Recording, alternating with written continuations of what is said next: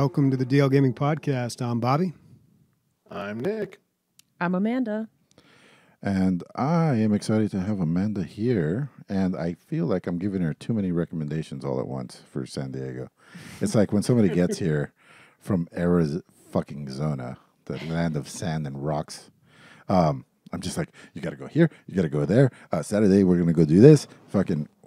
We got a lot of shit to do, dude. Emilio is one of the worst people to like get recommendations from because it's like, hey, do you want to gain 30 pounds in 30 days? Come talk to Emilio. Yeah. You'll do it. For sure. So welcome. Thank you. I'm glad to be here. Yeah. Tell everybody about yourself. I travel all across the United States working in different labs, and sometimes they're hospitals, sometimes they're private labs. I mostly deal with microscopes and all kinds of other stuff. I like to play video games, obviously. That's why we're all here. And I don't know, I have 2 cats. You're losing at the cat game. Chris has 4 and Nick has 8. So no, we got rid of 6 of them. Oh, that's right. So you're down to 2 cats. What I will say is Days is one of the first people that was ever nice to me in the DLG community before I was even ever a cast member. So welcome, Days. Thanks. And the last person to be nice to you. Yeah, I don't know if that just says something about our Discord. I think we have a great community. Yeah. Yeah. One day's it's great because usually when people are going to be on for the first time, I walk them through how we go. I'm like, she's listened to every episode. Like, there's no more. She knows it better than I do, probably, because I forget. So that's good. And let's just jump into it. Let's jump into it. All right. Start with on the radar games that have come to our attention recently. First one I'm going to start with is Lego Star Wars: The Skywalker Saga. So the only reason I'm bringing this one up is because they actually have a release date now. It's going to be April 5th of this year. And I don't know if they had a price before or not, but it is priced at $50, which is more than these Lego games typically are. But you are kind of getting 9 games in one. That's the thing. Aren't you getting like a bunch of games in one? Yeah. Are you getting complete games? Or I don't, there's so much I don't know about this. Well, you played the other trimmed off fat versions, like the other compilations, like the Harry Potter compilations, you're getting like the 60% game versions. Mm-hmm. Yeah, they do go through the story kind of quickly. But have you guys played the other Star Wars Lego game? Yeah, I've played like Phantom Menace, and I've played the next one after that, the Clone Wars. Mm-hmm. I don't know if those complete games are in this as a reboot, or if it's just going to be 3 levels. You know what I mean? There's a lot of questions. No, I think they're going to have all that in there. So what they did with the Star Wars games, you go through them kind of quickly. It was the same thing with the Jurassic Park Lego games. They have the entire movie in there, but it's like an abbreviated version of it, although they don't really leave stuff out. I mean, you can get through Star Wars pretty quick. If you watch those Family Guy, you remember when Family Guy did all the Star Wars episodes? Yeah. I mean, they crammed Star Wars into what, half an hour, 40 minutes? You can do it. The Star Wars stories go pretty quick if you just kind of speed through it. But yeah, so this is going to be the nine Skywalker movies. That'd be kind of cool playing through it all in one go like that. A little bit of other Star Wars news. So there was some talk that Fallen Order 2 is probably going to be announced on May 4th. It's looking like it. They haven't made anything official, but a lot of people believe there's going to be an announcement in May. Chris, did you listen to the episode that you weren't on? No, I never listen to any episode I'm not on. It's not good. Sorry. Go on. That's my rule. What happened? Oh, well, Nick was just rampantly lying about everything because there was nobody around to check him. Dude, it was the best. I was like, I got a third nut. Emilio's 10 feet tall. It was the best. The world's flat. I only bring it up because I'm pretty sure he announced Star Wars Fallen Order 3 last week. So, God damn it, Nick. Yeah. Did I talked to Nick about this because we were playing some For the King this week, but my Jedi Fallen Order save got deleted. This is a really boring story. Right after you said... I know, right after I was like, oh my God, it's magically still there. Yeah. So it saves locally on your computer. I was playing it while logging into the EA app. And then for some weird reason, I was like, you know what? I want to play some Battlefront. So I started installing Battlefront, but I can't get my Celebration Edition Battlefront unless I use the Origin app because that's the only one that Epic Games recognizes. I'm getting caught in the launcher universe here, the launcher bullshit universe. So then I installed it in Origin and I loaded up Origin, which is EA's other launcher, and So ridiculous. and then I noticed, Fallen Order shows up there. Maybe while Battlefront's downloading, I'm going to play some Fallen Order Through Origin, which yeah, overwrote. which deleted my save. Oh, yeah. And now you have to play on Origin every time you play. Did you play? No, now I can go. I can go back and play on Oh. EA to play Fallen Order, but I did that and my save was still gone. But you can go. I just Googled like Jedi Fallen Order download saves. I had to do this for Doom 3. Oh, yeah, I got a history with Doom 3, but they're out there. But Yeah. the character looks different. I got to redo the lightsaber. They chose different talents. It's not quite the same, but still, I want to beat that game just so I can say I beat it because I'm so close. It's like a Think shitty so. step kid. It just that Jedi doesn't feel right. Doesn't smell right to you. Yeah, it's not quite the This is same. He's not got a right. different poncho. It's just weird. But it's kind of bullshit, though. It's like EA, make up your mind. Like EA app or the Origin app. Like, what's it going to be? Because there's a problem. Like, like I said, Epic Games won't launch Battlefront unless you have Origin installed, even if you have EA Right. running. Yeah. So you've got to, or you can't run both simultaneously. So you have to turn off the EA app and then load the Origin one. And apparently, like they like to delete save files and stuff. So there's some weird stuff going on there, and they need to figure it out. Let's retroactively answer Zap's question from last week. It's the EA app, dude. Yeah, for real. They just want apps inside of apps and Yeah. launchers inside of launchers, Yeah. dude. Yep. And So you have meta. games inside of games. Yeah, that's right. You So do. meta. Yeah. Yeah. Collect all the info from all the people. Hell yeah. Hell yeah. All right. Cool. Wait, we haven't even started yet. Oh yeah, I talked about the Skywalker. Oh, that's right. Skywalker Saga. That's how we got Spilled my down beer. that road. Yeah. But either way, I mean, it's probably we'll see what the reviews are like. I'm sure it's going to be good. Yeah, this is my most anticipated game this year. Yeah, for sure. Are you fucking kidding me? Really? Yeah, I mean, what else is there to Lego look forward to? Dying Light. Dying 2. Light 2? Oh, okay. Yeah, I mean, it's gonna be all right. I think it'll be good. Yes, man. Yeah, we'll see, but I think it'll be good. I'm excited for the Lego Star Wars 2, though. I think I might get it on Switch, to be honest with you, because I do like the Lego series on Switch, but Oh, nice. it should still be good. Lindsay likes the Lego series. She'll probably check it out. It's Yeah. funny because like they have a formula, and they have a formula that works sometimes, and their games vary. What you would think that like they'd always be an even level or incrementally get better, but there's dips and valleys, strong dips and valleys in that series. I thought the Ninjago one was fucking amazing. I was like, this is awesome. I just assumed they kept getting better because I only check in with the Lego games every once in a while, and I think the last one I really played was the Jurassic Park one, and that was way better than all the old Harry Potter ones that I used to play. Yeah. I think there's some bad ones in there, some stinkers. Anyway, so I can't. Can we switch Christian and Amanda because I'd like to see her list and you don't count, please. Thanks. Christian's not people. Nobody Saves the World is a game from the Guacamelee team, Bobby. Oh wow. Yeah, it's been a while. Like, Yeah, have they been doing anything? what have they been doing? Right? They've been making this, like, apparently. So this is an adventure game, top down. You try to save the world, but you're nobody. You're a very indistinct character, almost like a Casper the Ghost kite situation. And the whole thing is about, what do you call it? When you invade somebody's body, you take it over. Possessing bad guys on the map, and then using their abilities to solve the problem or beat up all the other ones. But apparently, once you've done that once, I think you retain their ability. So then when you jump into the next one, you can kind of mix abilities from two different entities, or there's some sort of keeping the abilities from the things that you possess. But anyway, looks super cute. I love the team. I love Guacamelee 1, love Guacamelee 2. This has a more cutesy, not Not as no jagged edges. Like that's all Guacamelee was. I loved it. It was all jagged. I love their aesthetic.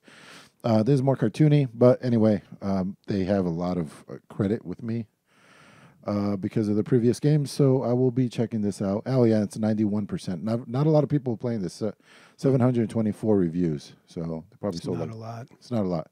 But it only came out 2 days ago. Yeah. Yeah. And the first Guacamelee game came out in 2013. Yeah. It's been a while. If you haven't played that, pick it up. You can probably get it real cheap. Yeah, great game. And this game is, let's see, Nobody Saves the World is $22.50 right now. Yeah. On sale. Yeah, I mean 91%. It's hard to fucking argue with. Yeah. More on this probably the next couple of weeks. I'll get to it. But man, it's like you have to wait for these Game Pass dumps. Bobby, you just bought me a game. Oh yeah, 2 games. Yeah, 2 games. What was? Man, I hate this shit. I know Wildermyth. I can't tactile something. No, it's like door. Has a door. Oh, Death's Door. Death's Door. Death's Door. Yeah. Went over to Game Pass, right there, front page. Oh my Death's god. Door. I know, dude. Oh man. Yeah, it sucks. Yeah, you got to watch out for that. Yeah. But thank you. And then I also got you. Oh yeah, Ready or Not. Yeah, Ready or Not, but that's not on there because you didn't play it because you don't care.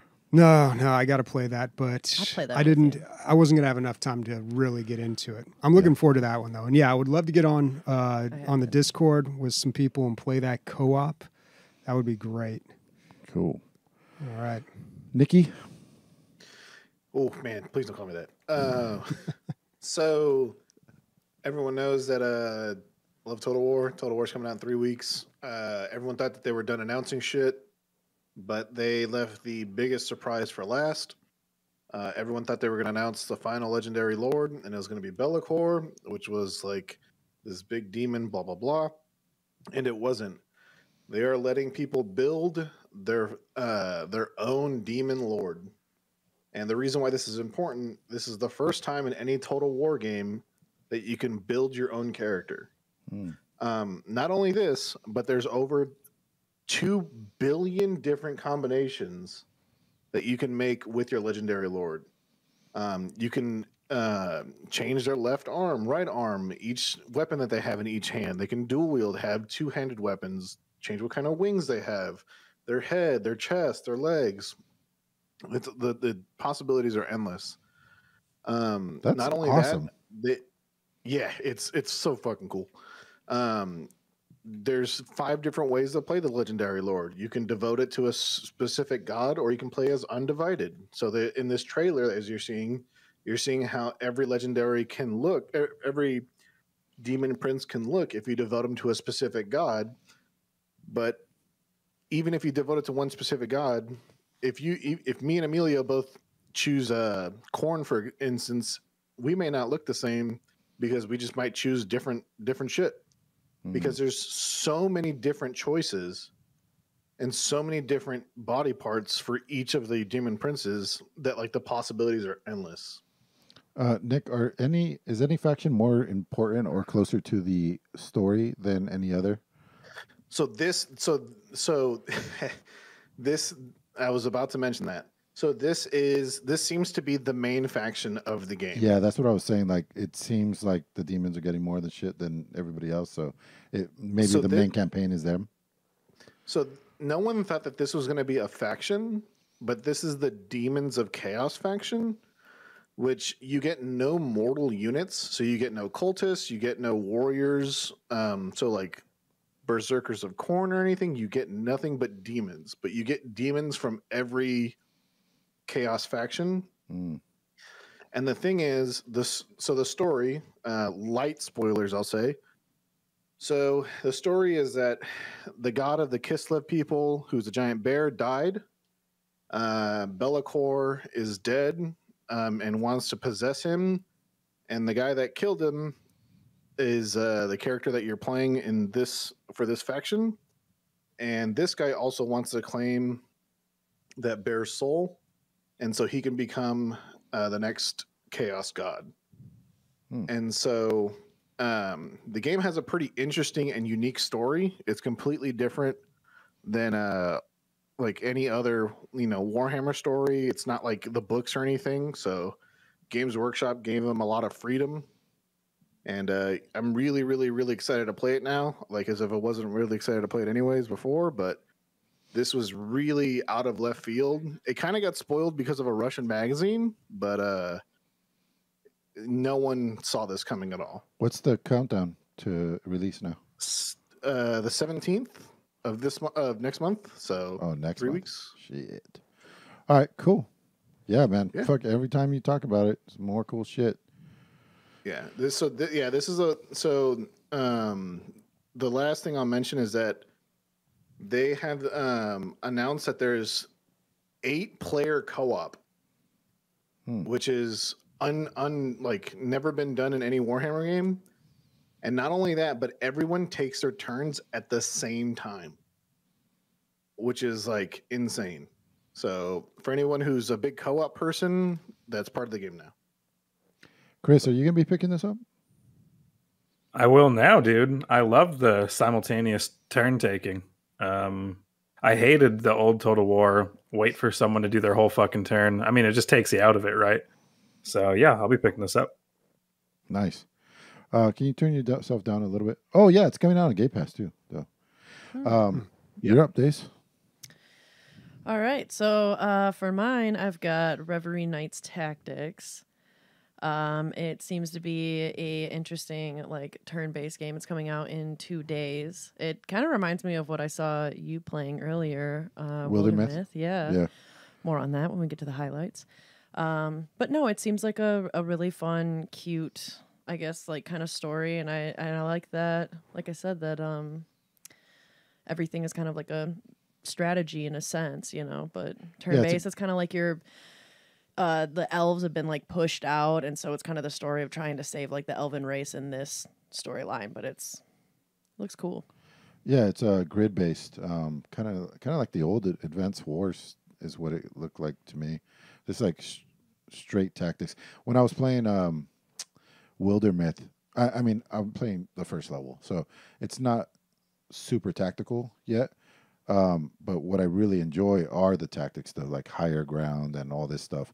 I've played a lot of games like this, so hopefully it's a good one. We'll see when hope so too. it comes out soon, and then it's probably going to be our game of the week next week. So you'll definitely be hearing about this.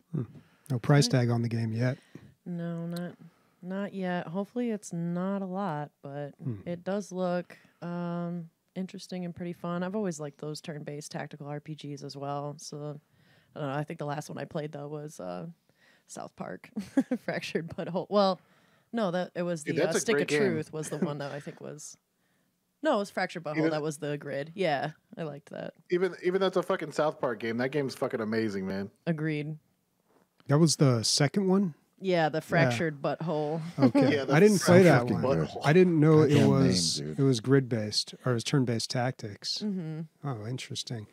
Yeah, because the first one was just a pretty standard RPG. Mm-hmm. Yeah. I mean, the combat was turn-based, like a Final Fantasy game. Yeah. But it wasn't really turn-based tactics.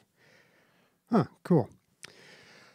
All right. This next game, I just kind of noticed when I was on the Epic Game Store. I saw this game pop up called Bud Spencer and Terrence Hill in Slaps and Beans. And I was like, what the hell is this? What the fuck? I know. Well, first of all, the name. It just says Slaps and Beans. And then the combat looks like Slaps and Beans. it's a brawler beat 'em up, Right. akin to the old Super Nintendo and Nintendo games. Golden Axe. What was the one with Axel and the kangaroo? Final Fight or Not Final Fight. Streets of Rage. Just Reach. Yeah, but it's also got other things too. It's got this part in it that looks like RC Pro AM, so it's got other game modes as well. But I looked at this and I read the description and I saw the gameplay and I'm like, that looks kind of interesting. And then as I read the description, it's like talking about it in a way like these were pre-existing characters that they made a game about. So then I started doing this research. Who's Bud Spencer and Terrence Hill? And apparently it's these two guys from, I don't know, like the 60s or something, these two Italians who just made all these action movies. And, they're Italian movies, so they're not that good. Whoa, like dude. yeah, Whoa. Jeez. Yeah, Take that, an entire country. I do not like So these Italian movies. Italians. I they know, don't make man, good it's crazy. movies. But they dub over their audio a lot. But yeah, so they made all these movies, and they weren't like big stars or anything. They're just like two guys who just made all these movies, and now there's like a video game about them. And I know movies pretty well, and I've never heard of these guys, so I was immediately intrigued. Like, okay, I kind of got to check this out now. I got to watch some of these movies, and I got to play this game. What are the reviews like? Well, there aren't that many of them, but they're fairly Wow. positive. Yeah, Yeah, 92%, dude. yeah, Over 1,000. pretty good. I'd be interested in. Yeah, pretty good. 92, we got to say, is very good. Well, it's only what 700. It's 1,000. Well, It's 1,100. Still Okay. 8%. Oh yeah, okay. Pretty good, dude. Yeah. Yeah, but 8%. But I don't know, because I feel like this could be the thing where people are just like upvoting it because it's Because they're big fans they're of big Bill fans and- of slaps and beans. Who's my favorite game creator? Terrence Hill. And they're just big fans, dude. They're like, finally, we get the game. Nick, tell me the title of this game without fucking laughing. I can't, dude. It's so hard. It's too many words. Oh, man, it's so good. Bobby, do you know where the bean mechanic comes in? I have no idea, dude. I Like, have no idea. It's a Damn, flick. I see the slapping. I just don't see the beans. Yeah. They flick the Well, bean, which one dude. slaps and which one's beans? Because one of them's like a big guy, Like this looks like it. This is like the Italian version of Bobby and Emilio here. Yeah. Like one of them's like a big hairy guy, and the other one's By like the- just By the way, those names don't sound Italian at all. no. Maybe they're stage names. I don't know.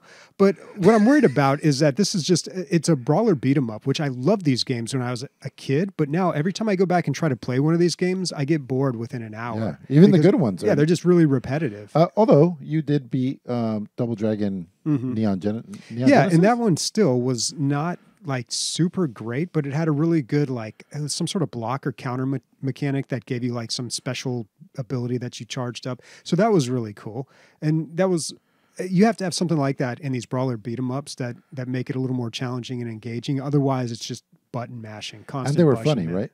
It was funny. Which one?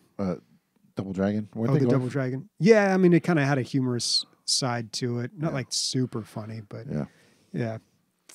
But yeah, I don't know, man. It's $20. Maybe I'll check it out. I'm not sure. So this is the filmography of these two guys, Terrence Hill and Bud Spencer. God Forgives, Ace High, Boot Hill, Boot Hit, Double Trouble, Go For It. They made a lot of movies, man. That's like 20 movies there. I wonder if they put I'm- themselves in the movies.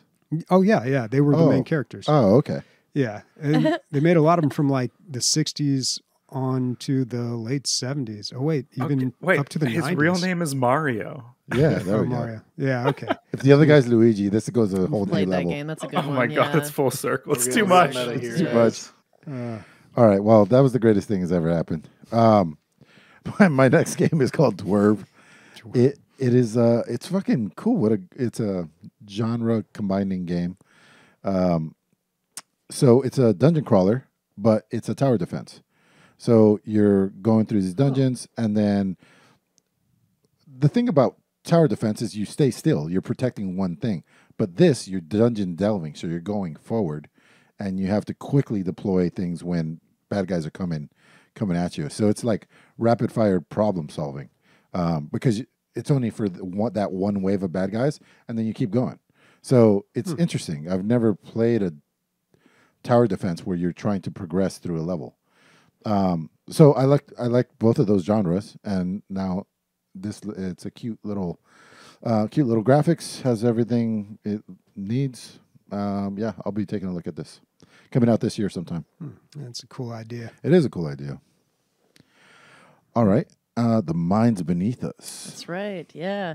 So this is a really fascinating, it seems at least fascinating to me, a visual novel, very story rich, like sci-fi kind of thriller. It seems a little spooky, I guess, in a way. You're kind of investigating what's going on and like how to get out and maneuvering through things. Like I know that you can play a demo right now for it. And I played a little bit of the demo, and it was kind of like you woke up in a hospital and you have to use clues and stuff around the environment that you're in to unlock ways to getting out of the hospital. And there's like kind of all this mystery to it. And as you'll see through my highlights, that's kind of been my theme this week. So I was like thinking a lot of investigative kind of story-rich games. And so this one was brought to my attention. There's no release date, but like I said, there is a demo that kind of shows you a good chunk, and I really like the atmosphere of it. And the aesthetic is great. Yeah, the aesthetic's really nice. I'm a sucker for good artwork in a video game, and so it seems very fascinating. So I'm looking forward to seeing that when it comes out. Cool. So when you say atmosphere, just the looks, or there's a nice soundtrack too, or did you? The soundtrack was kind of decent, yeah. I noticed that with a lot of the visual novels and text, they kind of do like a really weird like boop boop boop boop boop boop when they talk. Oh yeah. Yeah. And that's always kind of goofy. How much are these games usually? They range like some of the ones that I've played, like I've seen them as cheap as like $2 or $3 or as much as like $4. They're typically like underneath $15, I think. Yeah, $7.99. Right around there. Yeah, right around $7 to $10. You're not paying $60 for these things. Oh No. God, no, absolutely not. No, they're just fun. Yeah, like gotta little find out what stories. happens to Ricky.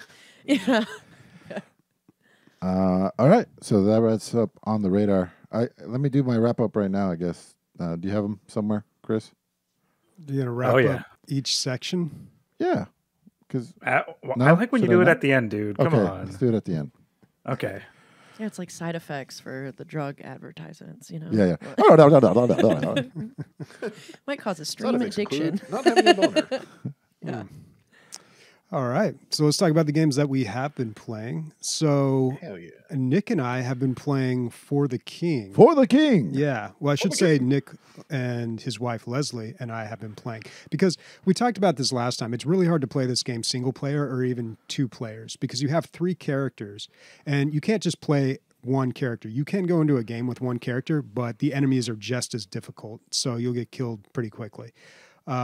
And it's really a pain to just manage three inventories and all that. Like, I found that I was just trying to rush it a little too much when I was doing that. We have, I think we're a little bit further, or we have made it about as far as I've ever made it in this game. So we're doing pretty well here. But what I noticed is everything was pretty easy for us right up until we got to the point where we fought this devil guy who's pretty difficult. And the same thing kind of happened in my single player playthrough. I got to this devil guy, everything was going fine, and he just annihilated me. Just the dungeon and then him, because you got to go through the dungeon and then fight him. Yeah. So he's a DPS check, really, and he is straight up a DPS and a health check. And I've looked it up. He'll take your lunch money. So is that the end of your run? That's it. You guys start from scratch after that, right? Yeah, so it's a roguelike, and it's definitely one of the roguelikes where like each run is like 4.5 hours. Because me and Leslie and Bobby, just on Friday we played 3.5 hours straight, and then our first night we played 2.5 hours, and that's just one run, dude. Jeez. Yeah. Now you can save halfway through that and pick it up later, right? Of course. Yeah, of course. Okay. Of course. The thing is, Leslie has been carrying us on our fucking back, dude. I'm surprised she's not complaining about like back pain, dude. So she has an item which she's gotten since like level 7, and I think we're level 9 right now. And I'm like up talking this item. I'm like, look, man, this thing's really good. Like, don't sell it. Like, it's really good. And they're like, okay, I get it. And we finally get to the point where we're like looking at item prices, and Bobby buys the sword for 210 gold. And we see the same item that Leslie has in the store, and it's worth 300 gold. And she's like, holy shit. Like, look how much it's worth. I was like, yeah. What's it do? Well, I think what makes it so powerful, first of all, it's a tome or a book, so it's like a weapon that she's like a scholar. Mage. Yeah, like a mage character. But it allows her to cast 3 different types of spells, like a lightning, frost, and like a fire or something, which is really good because sometimes enemies have resistances. So if you like go full fire mage and they're fire resistant, you're kind of screwed. But the frost one is really powerful because if you if the character is frozen, if they have that stat, then they take 25% increased damage. So it's just a great opener. Just hit them with the frost, and then they just take a ton more damage. Do you think maybe you guys got a little ahead of yourselves because things were so easy because of that, and then you weren't ready for that boss? We got beat up by some emo kids, and by that I mean we got beat up by some vampires. Yeah. Bobby got hit, and they caused like a bleed, and apparently they have like a super bleed, because normally when you bleed, you take like 6 or 7 damage. Yeah. And Bobby took 25 damage from bleed, and we were just like, "What the fuck is going on?" They must have hit an artery. Problem. Yeah. Well, I'm a pretty tanky guy too. Like I'm doing like a full tank build. There's a few little things about this game that I feel like could be improved. There's not a lot of clarity. It desperately needs tooltips. I don't think I disabled that anywhere, but I'll get a new weapon, and every time you get a new weapon, you get like a different array of attacks, basically. And it'll say like riposte or parry. So like, okay, cool. What does that mean? Yeah, I mean, I know generally what riposte and parry mean. But within the parameters of this game. Yeah, like what exactly does that mean? So I'll have to just Google it and look it up on their like For the King Wikipedia. And that isn't always very helpful too. But it was difficult for me to figure out some of the mechanics to this. I eventually picked up on a lot of them, but it's just not very clear. There might be something in the settings where you can go to and look it up, but still, I feel like some of that would be super helpful in a tooltip, which you can eventually disable when you know the game. And there's also just some things that aren't clear when you're trying to use portals and move around too. We had a little mishap with a portal. Man, a tooltip. It seems like just an easy thing. Should we put tooltips in a game? Yeah, let's do that. It'll take one day. Especially a game like this that just has so many things, because even in the For the King wiki, I wasn't able to find what parry does. This game always confuses me, dude. I've never really understood the mechanics of how this game is played. Probably because I always play it by myself too. Well, the other thing that's really strange, this isn't like a huge complaint, but there's no dual wield in this game. That seems very bizarre to me. Yeah. And so there's definitely some tooltip things, and then there's also like some I want to say bugs. So normally when you use something like a portal scroll, it'll show you like the AoE of where you're gonna like place the portal. But for Leslie, when she used her create like a portal where you can go back and forth, because there's a difference between teleportation scroll and portal scroll. She was like, "Oh, I didn't even realize that I activated the scroll because it didn't show me the area of where I was deploying it." And so she just deployed the portal scroll the portal right next to her, so it was effectively useless. And we were like, "Oh, we didn't know if that was like a bug or something." But yeah, there's just a lot of things in this game that are not clear, and it's all unfortunate because it's wrapped up in this like really good conceptual. Yeah, I mean, the game is actually really good. Despite what I'm saying about it, I think it's a really good game. I was even researching something because I didn't quite understand how the taunt worked. If you have a shield, it usually has an enemy taunt ability. And I couldn't really figure out what exactly the taunt does. First of all, you have to roll on it. So the taunt is a stamina check, and there's 2 rolls. And you have to get a success on both of them for it to be successful. For it to actually do the taunt. Right. But I didn't know, does it taunt everybody in the party? Or how long does the taunt last? Like, does it, and there's some text about it, like blocking some damage. And I was researching this, and I found something where the developer actually responded to somebody in one of the Steam forums explaining some details on the taunt ability. And I just feel like, man, if you got to like explain in the Steam forums, like that's something that needs to be addressed in game. Yeah, for sure. Fucked up. Yeah. But you're definitely missing some. You're definitely missing some points there. Yeah, but it is a great game. And what's crazy is we're really just scratching the surface. So this is like we're playing the general For the King campaign. There's like the Frost Adventure, which I played just a little bit of. I died pretty quick because you constantly take like cold damage. Cold damage. So it's a little more difficult. There's a ton of DLC for this. I don't even have any of the DLC, and there's still like I don't know, 6 other There's free DLC game versions of it. There's characters I haven't unlocked. Like I've spent so much time in this game, and we're just scratching the surface. That's awesome, man. Yeah, that's great. But you need 3 players. You need exactly 3 people to play this game. No more, no less. Co-op roguelike, man. Fucking long-term co-op roguelike. Like that's great. Yeah. It might be the only one that it's the only one I can think of. Yeah, I mean, you obviously Binding of Isaac, but you only play Binding of Isaac for an hour 2 maybe, but Yeah. it's not you'll do many runs within those 2 hours. This is 1 game's 3 hours. That's kind of cool. Let's do this Friday nights or something. You know, I mean, And that's You know what it we've been really doing. feels It's like? It almost feels like Divinity, like on a much lower level. Yeah. Like this is not nearly the Yeah. complexity. It doesn't have the dialogue and the writing and the voice acting and like all that really cool stuff that Divinity has. But like the bones of this feels like Divinity. So speaking of Divinity, Wildermyth reminded me a lot of Divinity because it's co-op. I didn't know this. You can get like 6 players, and you could all control your one character. So this got RPG of the Year from PC Gamer. It is a story. The story is that it's a storybook, and you're like reading through the storybook, and it's being written as the adventure is going on. So it's not really like a story being told to you. You're living through the story, and it's progressing. And there's a lot in between areas. Every time you go to a new area, it's randomly generated, but there's a vignette, tiny little story, like 15. Isn't that how the Never-Ending Story worked? What do you mean? The movie? Like he's reading the book and then he finds out like he's actually creating the story. Yeah, I think so. Oh, okay. And so since it's story based, but it's randomly generated, means that like when you go to another little section of the map, a little vignette plays that is random, and so like it's a little thing that happens. Like somebody might find a gem or whatever. You go through a little choose your own adventure. Do you want 1, 2, or 3? And so that selection will have something to do with that tile that you're on. So you're about to raid some monsters, and then right before then, you had an argument with one of the other characters. You might go in with more strength because you're pissed off at the other guy, or the other guy's sad, so his fucking armor's low because you picked the wrong thing, or whatever. It's just all these little things that just add a little flavor to the game, and that's really nice.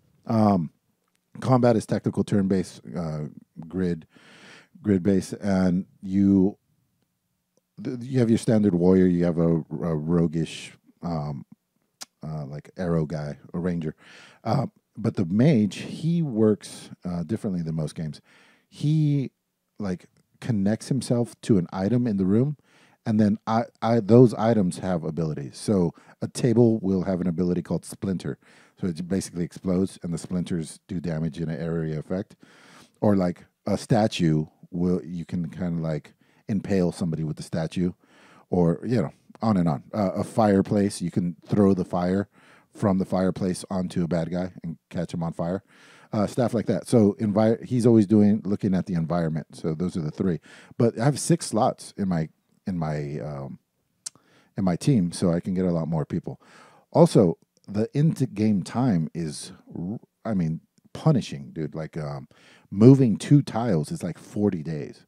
So when I started the game, my characters were 20 years old, and now they're like 25. That was like an hour and a half. Oh, man. And so I don't know if like their kids are going to be something, or if I'm just going to have to keep getting younger people in, or I don't know what happened. And not only is each little tile you go onto its own little vignette story, I believe the adventures are like segmented adventures. I think. So I'm at the boss right now. When I beat him, I think that's it for that story. I don't think those characters are going to go into the next game. I'm going to select new characters for the next game and then go through that whole thing. So, if you're playing with friends, you can select like a short, a medium, or a long adventure, and then it's all randomly generated through there. So it's like a little D&D capsule, and you could just self-serving whatever size you want, and it'll just write it all out for you. It's pretty fucking awesome. That's cool. Yeah, that sounds really fun. As I was playing it, I was like, oh, I'm finally going to get my D&D fix. Like, this is going to be my D&D fix. This is it. Because it's like movement, 2 actions, and a bonus action. It's like, oh, yeah, it's fucking D&D, Cool. So far, great. I really like it. Mom, I want D&D. We have D&D at home. It's not the same.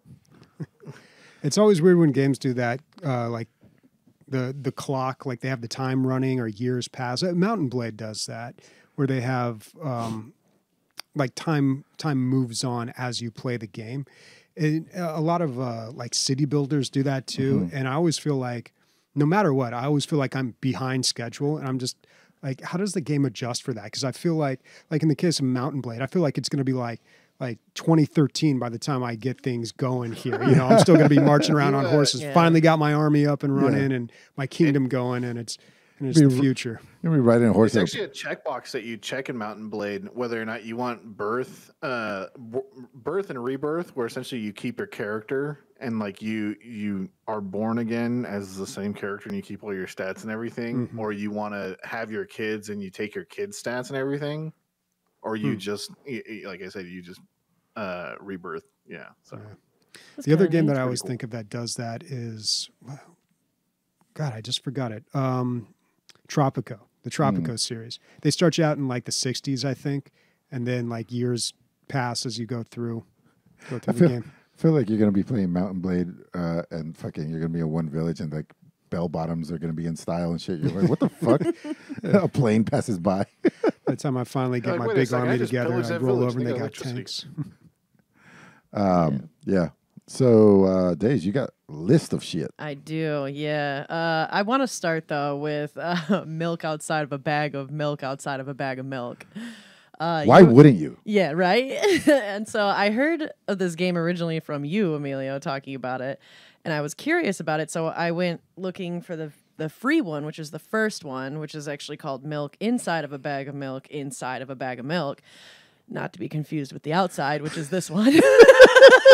It's going to get real confusing. Everybody buckle up. Is it roguelike or roguelite, though? Neither. It is a beautiful visual novel. By beautiful, I mean the graphics are absolutely horrible, and sometimes you don't know what's going on. But what is great, I think, is the story. It's one of the weirdest things I think I've ever played in my life, but I totally agree with the overwhelming positive reviews because it's incredibly fascinating. For starters, it was created by, it's a one-woman show. Like, there's a woman, Nikita, I don't know what her last name is, but she, Nikita Kruikov. She came up with the story, she designed it all, she coded it all, she did everything, she developed it. So I thought that was kind of neat because I haven't really heard of a one-man show since Stardew Valley, and definitely not like a woman doing it completely I've never as well. heard of a so single woman making a game. That's great. Single woman made the whole game, and so at least I'm pretty sure it's a single woman. Maybe I'm misgendering,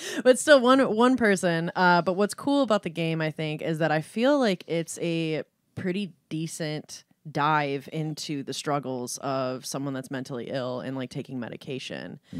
And so it's really fascinating. You are essentially her subconscious, and she's kind of working through this anxiety of going out to the grocery store. At least in the first one, the anxiety is going out to the grocery store to buy a bag of milk.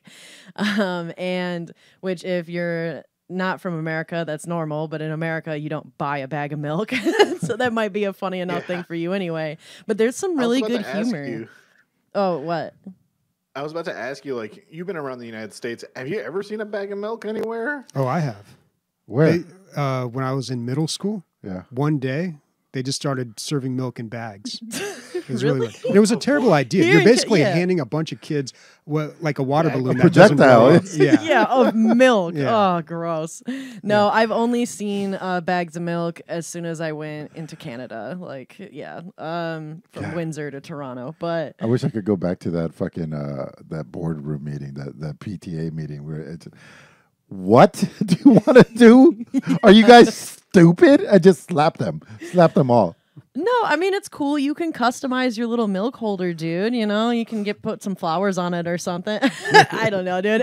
So anyway, back to the milk outside. Speaking of bag of milks and the obsession with milk in this game, the second one, the milk outside of a bag of milk outside of a bag of milk, has this amazing, hilarious moment in it that I just thought was perfect and really describes and encapsulates this whole game, which is like, there is this personification of her anxiety, I think, in this very creepy creature right there. If you click on that picture, Christian, that's it. That's what the thing looks like. Oh, really quick. Sorry. You're the subconscious. Are you helping her or are you against her? You're kind of doing both, which You're I think is fucking with her. fascinating because, like, you fuck with her sometimes. You'll be Yeah. like, God, you're so annoying. And she'd be like, why are you saying that to me? Yeah. But then you help her out. And so there's this moment that is, I think, hilarious where this creature thing is holding her arm and it's like, say it with me, I will not drink the milk. And you have to say it like 3 or 4 times. And then you're like, I must take my medication. And then your only prompt is, here, have it with a glass of milk. And then she flips out and goes, no. And it like spirals in this whole like weird thing. And it's hilarious. But at the same time, I think that there's a really amazing like kind of dark and deep tone to this of, like I said, just kind of the struggle of your thoughts when you're undergoing medication and having mental health. And like, I really resonated with a lot of the struggles that she had as well. So I thought that that was really cool and really thought provocative. And this was definitely a kind of game where I was thinking about a lot afterwards. And What I a think trip, man. it's a super trippy game. Did you finish it? Yeah. Oh yeah. How short is it? An hour? It's 2? short. I mean, this game took, I think the very first one, and the first one's free. The milk inside of a bag of milk is free. And that took like 20 minutes. And then this one, the sequel, took probably less than an hour. But there's this amazing cyclic kind of thing that it does where once you finish it, in the first one, it just automatically continues, whereas in the second one, you can select to continue, and it's essentially the exact same thing with the tiniest changes, which I think is actually amazing and really goes to, in me, maybe this is me looking too much into it and being all like, meta and shit, but like,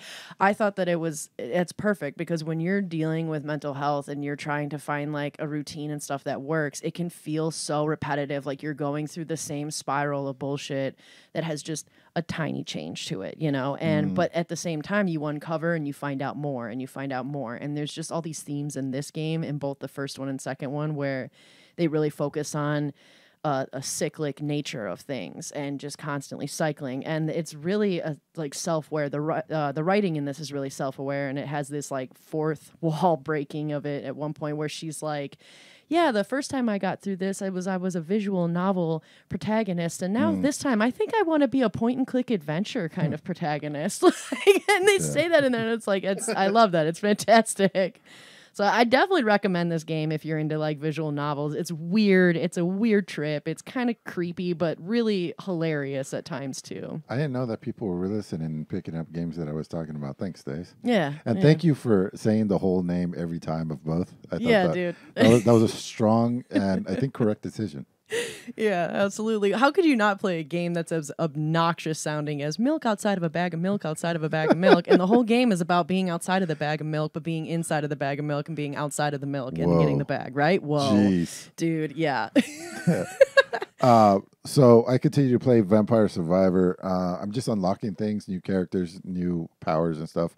And it's fun for a few minutes every day. So I was like, hey, Days, I want you to play it so you know what I'm talking about here. Goes on to have the best run I've ever seen. Her first try. I'm like, what the fuck is going on? It's like, I was telling her, I was like, hey, try this dart game. And she just throws bullseyes the whole time. I've been working at it for years. I was like, what the fuck is going on? Anyway, she had a really good run. Got me a bunch of gold. And then she said she don't want to play it anymore because it sucks. Well, it's kind of boring, but it's all right. Like, I think it's worth like the $3, Yeah. but I feel like you just play it once and you're like, yeah, okay, cool, move on. She's like, this is really easy. I'm like, no, it's It is. not. No, it was easy. Yeah, that's all I have to say. You're about just not a very good vampire survivor, I dude. am- You got to I'm get not. more garlic. I have to get more garlic. Yeah. It's true. What are your thoughts on Sue's Reign? I thought the game was kind of cool. I've definitely got quite a theme of story-based stuff this week, and Suzerain was no different. It's very political. I think Christian would also be a good person to jump in and talk a bit about this. Sorry, buddy, I don't agree with the Game of the Year selection with this one, but I didn't think it was bad. I don't know. I like that there's like 3 choices typically with like everything, and I love that they had the History Channel kind of timeline at the top as you progress through the story. But I don't know. It was neat. I liked the artwork of it. It reminded me of like vector art in the background where there's like a really pretty background and then just black images of people, like when you were in the war, like they showed like 2 soldiers with like a background of multiple colors and stuff. And I thought it was kind of neat. What did you think, Christian? I love this game. I feel like the best thing about Sue's Reign is when we're looking at history, a lot of the time it'll be like, the United Kingdom did this, or the United States of America did this thing, but there's like people behind all those decisions, and this game puts you behind one of those people. And like halfway through the game, like your son is rebelling against you and your daughter wants attention, but like shit's going down, man. And you need to pick where to devote your time. And like your wife has these feminist things she wants to do in the country, but your key political allies hate that. So it's interesting balancing all these personal obligations and then trying to make the best decision possible for the most amount of people. And apparently there's like 12 endings to the end of this. So I've only done 2. I don't know. What ending did you get? I didn't get to the end. Sorry. Okay, that's fine. Wow, sorry. Didn't mean to put you on the spot there. I lost steam rolling through it, but I do agree with you. I really like that they kind of humanized. Oh my God, Emilio, what are you doing to me? No, I really like that they humanized history, because you're right. Like, history is always taken from a very very like, this is what happened, and it's nice to see the people behind it and really put yourself into their shoes. And so I agree with that, but I will have to go back and finish it. I did get pretty far though. I got close and then I was like, I want to play some Gamedec. So I'll have to go back. That's fair. It's definitely like super slow paced too. A couple times I was like, okay, I need to go to bed here. Like, cheers. Cheers. I'm so glad I have somebody to drink with. Okay, well, I can't somebody will audibly laugh at my jokes now. What is Gamedec? Or did you talk about it already? I haven't talked about it. Okay, yeah, buckle in. I love this game. This game is, I think, amazing. I left the room because even listening about Suzerain is fucking boring to me. So. Yeah. Well, a game that is certainly not boring, I think, in any capacity to me is Gamedec. This game is very much a like RPG where choices matter, and it plays and reminded me at times of Divinity Original Sin 2, which is one of my most favorite games. It reminded me of Disco Elysium. It's definitely a very big text heavy reading. The thing that I do kind of wish that they had was that I always liked in Disco Elysium that they would at least start the conversations with voice acting. Right. Whereas they don't have it here. It's just all text. But what's really cool about here is you're an investigator who is like a game detective. That's where I think Gamedec comes from. So your whole premise is that you are going into these VR games. They call it Vertrillium. You go into these VR games to kind of solve what's going on. And certain things that kind of seem like a glitch or a loop end up like completely unraveling into like all these different kind of stories. And there's so many different ways to play the game. I went with a low city tinkerer where I was more prone to finding cheats in the games, which kind of helped out a bit because like there's very much like how have I never heard of this? Is that the official name of the class, Tinkerer? Yeah. Just kind of goofy, that's a D&D class. Oh. You've never heard of this game? It was on this podcast like twice. That's Really? actually how I heard it. Yeah. Never I heard. heard Crazy it how from these things happen. Yeah. From you guys. I heard it. I think I Never heard heard it that before? from So Sniper. each little each game you go into, is it a different story? Yes, Okay. and it's different, and the HUD is different. The HUD is different with each one, which Oh, is shit. really cool. So there's like 4 games inside of this game, and so just like milk inside of a bag of milk inside of a bag of milk, this is a video game, like a VR game inside of a VR game that is not VR but feels VR in the way that they kind of have the atmosphere of it. The music's nice and it changes as well. Some of the games are much more fun than other ones. There's like a game, or at least in my opinion, there's like a game that you start out with in Twisted and Perverted where you can't get this 17-year-old kid to come out of his like VR couch, because that's how they have them, is they're essentially couches. And so you have to make all these deductions, and that's kind of what you were just seeing, like who shot him. Yeah, that screen right there is all the different deductions where you have to make decisions based on all the data and things that you've learned of what you think happened. And they completely change the whole course of the game and people that you interact with and deal with. And there's so many ways to play the game. So I can't wait to go back and play in a totally different way. It took me about 12 hours, I think. And some of the games inside of the game I did not like, so I just sped through them. Like one of them's Harvest Time. It's basically like, I don't know, it reminded me of RuneScape, and I was not here for it. It was all like saloon and woo shootouts. But then again, I spent 3 months in Arizona and very yee town. So like, yeah, like I was sick and tired of the Western shit. So like I just like sped through that. But I've never heard ye as as an adjective, but I knew exactly what you fucking yeah. meant. Yeah. Like that old mining town, and they got the saloon, and and so that's There's usually a ha after we. I think. Right. Yeehaw. Yeah, exactly. But Ha ye. ha ye, that's right. But like, for example, that one that I thought was cool was that your HUD was all old Western saloon style, and it showed you whether you had a gun or not. It had a little sheriff's badge on it, and so they completely change it up for each game inside of them. And Is there combat?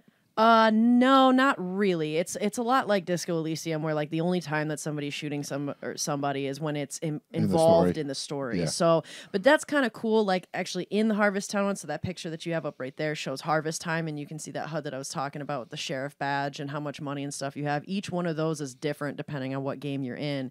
And so, like in the sheriff one, you do have a duel where you shoot somebody, but you can do different things. You can access like your programmer skill and program a lag into him, so that way he has a lag in the game when you go to shoot the other person that you're versing.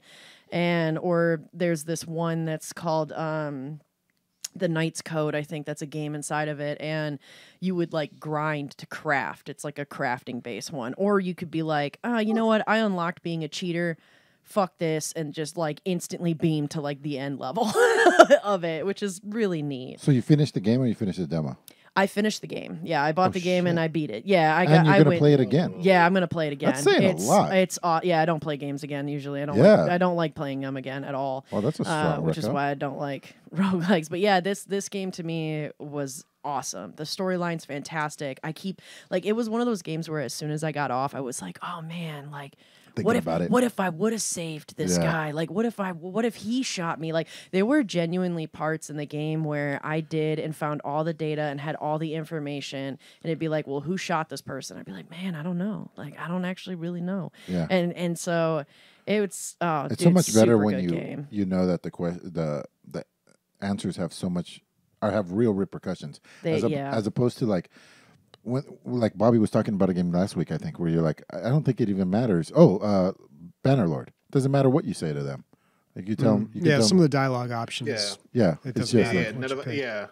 The only time it ever matters in Bannerlord is when you execute someone, and then even then you can just load a save. But I've decided to become the executioner, and anybody I capture now just gets slaughtered. So it's pretty fun. Well, it costs money to keep them alive, doesn't it? Well, you can ransom them for a lot of money. Yeah. Yeah. This looks a lot like the Shadowrun games. Except it doesn't have any combat. Yeah. But so Shadowrun is like this, but tactical turn-based, right? Yeah, tactical turn-based. Lot of classics. But the same thing with Shadowrun. The first one I played and I read everything. There's no voice acting in it. Just so much text. And then by the time I got to the second Shadowrun, I was kind of over it, and I just started skipping past a lot of dialogue because it was just too much. Did you ever play the Dragon DLC, Bobby? Dragonfall? Yeah, Dragonfall. Yeah, that's what I'm referring to as the second one. I gotcha. Yeah, and that one was higher. That one was higher rated. They were both really high. Yeah, yeah. You should check it out, Tace. I think you really like it, especially if you're in the mood. Yeah. And they're super old. You can play them off my account, I think. Okay. Yeah, I think there's like a deluxe edition that combines because there were a lot of updates to those games, but they were really good. I want to say that Which games? The Dragonfall series, and it's a cool world because it's fantasy creatures in a Shadowrun. It's a fantasy creatures in a cyberpunk universe. Oh wow! Yeah. So so there's magic and tech. Yeah, that's cool. And I think you can mix classes, Bobby. Dual class. That's why there were so many. I might be off, but I remember being like a tech. Yeah, I think you can mix stuff. Yeah. Anyway. But the thing that the hackers use in the Shadowrun games are called decks. That's like their tool they use like to do all their hacking. So that's why it kind of reminded me of Gamedec. I'm so glad that you're here, Bobby, because like I was like, what is Bobby's not like, what is that game? What is that game? I was like, I know Dragon is in the sequel. Yeah. Yeah. But there is combat in that one. So in Gamedec, it's just all dialogue. It's just all story, it's all dialogue, and it's all choices. Yeah. But it really is a great game that makes you think. It is a lot of reading. That's true. Yeah. Should see what Ray thinks about that one. All right. Won't like it. Thanks to Pyronical for 4-month sub. Thanks, man. Awesome. Thank you, dude. All right. You know what? I forgot to put this in the notes, but I feel like we should bring it up. So big news, Microsoft is buying Activision Blizzard. Bought it, right? Yeah. I mean, I don't know if it's gone through yet or Technically, what. the transaction's not complete until all the assets are transferred, but yeah, it's essentially done. Mm-hmm. Yeah. It's like officially happening for sure. I'm excited about it. Are you guys? Yeah. I mean, there wasn't a lot of details, but there was a little bit. So Phil Spencer said that they are going to try to put whatever they can on Game Pass, because the big question everybody had was, does this mean Blizzard games are coming to Game Pass? That's what you would think. So, and the way that it was carefully worded for sure in the tweet, I think he said this, but it was basically him saying, we're going to try to get as many games as we can onto Game Pass. But Right. so, I mean, when you say it like that, it's like, well, we couldn't get any, or we can only Yeah. get this one. You can't hold them to anything. So, I mean, we'll see Overwatch on there would be a great thing for Overwatch, right? at this point, I have no idea what I the think state so, of yeah. Overwatch is, like 'Cause with the esports and everything. They have microtransactions. You can buy crates or keys or something, right? Mm-hmm. So it'd be great for them to put it on there. I Yeah. think. I think it'd be great for a lot of them, like especially Call of Duty. Could you imagine all the people you control and fight with now? Like now that it's free, can you imagine all the shit talking? That'll be wonderful, dude. Like you had to wait for it to come out on Game Pass to afford it. Like no, but with Call of Duty, It feels like it's about time for Overwatch to go free to play. Yeah. too. agreed. Yeah. Came out 6 years ago. But You it's know. like a. Did you hear what they said about Call of Duty and why it's that they're not going to make it exclusive or any of those games exclusive, like Call of Duty and all the other really really popular ones that are on like PlayStation 5 and like Switch and stuff Not make it exclusive for what? for Xbox, because that's one thing that people were afraid of, like, oh shit, it's just going to be exclusive for Xbox and PC, Oh, okay. No, what which they is like say? completely unrealistic when you think Okay, about it. Yeah. Yep. So yeah, that was really big. I called Chad and I was like, hey man. Well, first of all, I was like, you can't be slapping girls' asses and being like, job's done. That's what I told Terrible. over at Blizzard. He's like, why would I work here then if I can't do that? No, he's like, dude, I've never seen any of it. I was like, also, you're a Chad though, dude. You're like the problem, dude. But he's like, yeah, dude, it's just business as usual. And I was like, are you gonna get fired? And he's like, no, I think I'm gonna be okay. They told us just act normal and keep doing what you've been doing. Yeah, and that's usually what happens with these big mergers like this Yeah. or buyouts. Yeah. So, yeah, I don't know. I mean, we'll see. And if something does happen, like if games start popping up on Game Pass, I feel like it's going to be a while. But this is probably, given everything that's been going on with Activision Blizzard, this is probably a really good move for them. I would Yeah. think so too. Yeah. Yeah. And a good move for our launcher situation, right? Yeah, no one less kidding. launcher. Fuck. Yeah, one less launcher, right? Yeah, Unless but they put a launcher in the launcher, dude, like Yeah. milk inside of a bag of milk. but I hate that This Xbox episode's launcher launcher. inside of a launcher inside of a launcher, right? Yeah. We're naming- I've already named one That's EA. Launchception. So Yeah, for real. Didn't some Bobby? Weren't you talking about a launcher? that was an April Fool's joke, I think, by NVIDIA or someone. Oh. They're making the game launcher. Yeah. Yeah. Yeah, that was their April Fool's joke for I think last year. They were Yeah. like, "Welcome to the NVIDIA launcher," and then they just had all the different launchers on it, and then it was just like, and then they had some made up ones too for just some random ass games. Yeah, Hey Chris, can you put up our rewards list? So because I'm about to chill. Yeah. Okay. So on our Patreon, which you can get to by going to our website, dlgaming.net, for our $5 tier, you get a green Discord name and get to go to the patrons channel. And by the way, there's a bunch of fancy people in there with monocles and shit. It's a very cool place to hang out. If you're streaming on Discord, if you're streaming on Twitch, you'll be at the top of our Discord, and it'll say live, and people can just go right into your thing. So it might be an investment in your small streaming business. Shout out when you sign up. We'll call you out and be like, "Thank you, dude. You're awesome," or "Dudette." And so there's some movies in the DL shit that we got to get rid of. And then you get access to exclusive coverage of DL gaming events like DLG Con and stuff when we live stream from there. And what else? Priority given to call-ins, which we haven't done in forever. We really got to go through these. But focus on the first things, guys. That was really where the magic was at. Oh, and then you get to go into the high score Hall of Fame, which you're not going to get to the top at $5 a month. But you are now in contention, so that's good. Next week we'll go through the other ones. All right. We didn't talk about our game of the week. Oh, we didn't. Yeah. That's okay. We can do it now. Let's do it now. Hidden Deep. Yeah, Wait, right. before that, real quick.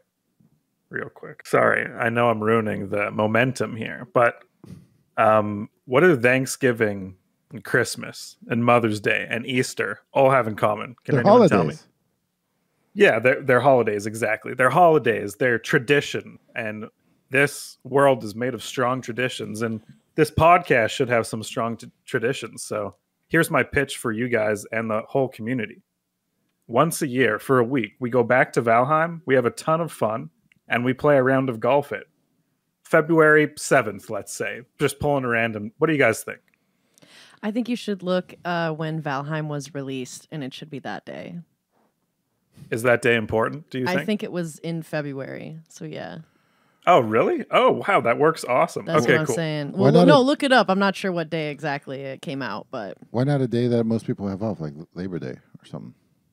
Sure, Labor Day. Perfect. When's that? I don't know. like September, Like, dude. I was like, Labor Day.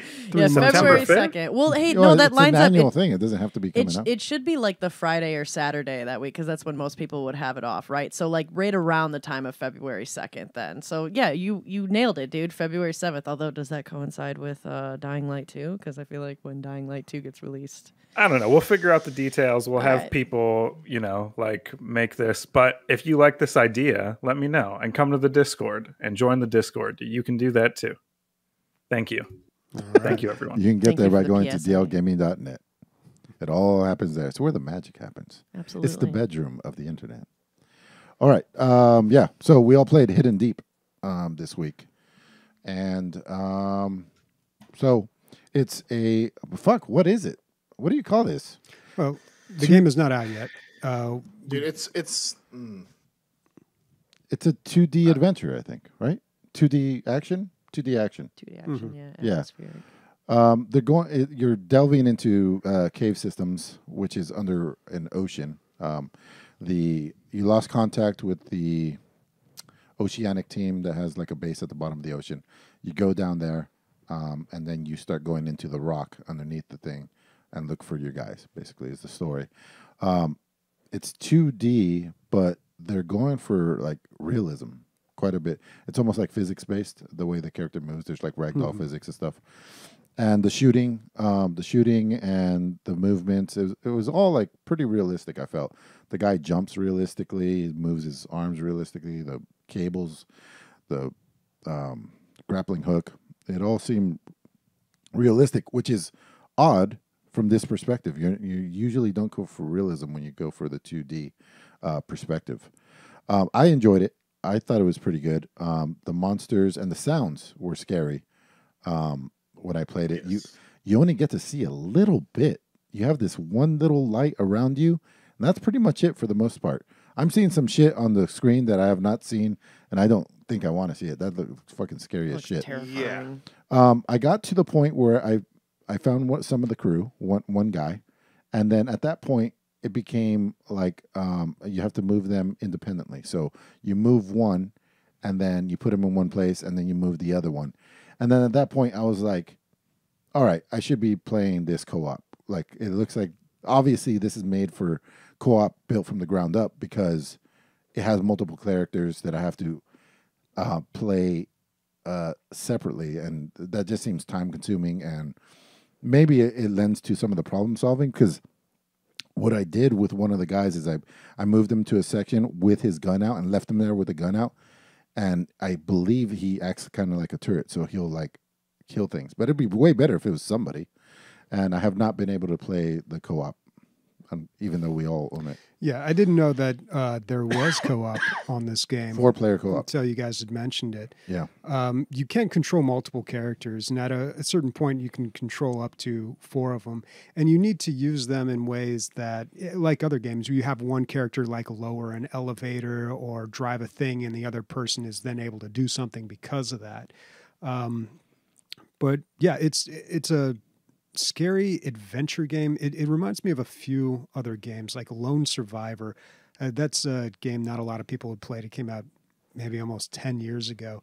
It was like a 2D Silent Hill almost. Mm-hmm. And that's kind of what this feels like. When I first saw it, I thought, oh, this looks like The Swapper, which was this great little game that came out, I think 2013. And we all kind of loved it and forgot about it. But that was a puzzle game. That was where you could like swap bodies with like other characters, or basically like swap souls almost into these other characters. This game is not really a puzzle game. There's some combat in it. You pull out a gun, you shoot things. It's almost survival horror. Yeah, 2D. Yeah, it's like a survival horror game. But it's really about it's really about the exploration and taking things very slowly. Whew. Because if you get to like if you jump over a ledge, you could die very easily from fall damage. If you use your grappling hook and slam into a wall or fall down, like you can die pretty easily in some cases. But the first 10 minutes, I probably died 15 times. Mm-hmm. And then, you start to take it slowly. It's kind of Spelunky in that way, where like anything can kill you. So you got to. Spelunky's very fast paced. Yeah. And that's kind of how I first approached this. I was like, all right, let's go. Jump. I was treating it like Super Mario Bros. Or something. And then I died just jumping down off of a ledge. So I thought, okay. And there's a very kind of comical ragdoll effect to this too. Although there's a small like ledge, like 4 feet. And I've made that jump before, but I tripped and my head went first, and I did that 4-foot drop head first, and I died, and my fucking helmet went flying like 50 feet, dude. It was hilarious. Yeah. But it's a good game. So I think I made it to the end of the 4th level, and something happened. I was controlling multiple characters. I had to find a data disk, and then I must have had to bring this data disk to a certain area, but I took one of the other characters and I moved him to what I thought was the exit, and then the screen went black and said, you failed your mission, and it started me at the beginning of the level. I thought, screw it, I'm not doing that again. Yeah. So I'm not sure. This is a beta that we got. I'm not sure how much content there even is. No, it's not a beta. Oh, Sorry. It's not? No. Okay. Full game, but it is an early access, right? It's an early access, but that is a copy of the game. Okay. Oh, yeah. Oh, all right. Nick, what'd you think? I got to the 3rd level. I think the game reminds me a lot of Carry On. I like a lot of the devices that are in the game, but man, is the game fucking scary, man. I do like the realistic physics. I don't like some of the nuances as far as how realistic it is. I did have a moment like you where I fell head first and just died. I'm like, all right, man. Like, I got to start all the fucking way over. Well, the setback isn't that far, dude. The checkpoints are really close, usually. Yeah. It's like, here's that ledge again. Yeah. Try not to You trip can fall this time, again. Yeah. But I think it has plenty of potential. I unfortunately, I'm not going to return back to it. I don't really like these 2D games. But it reminds me of, like I said, a lot like Carry On. I think it would be really fun to play with multiplayer with like 4 players. Yeah, I think so too. Mm-hmm. Well, Carry On, you play as the monster, right? Yeah.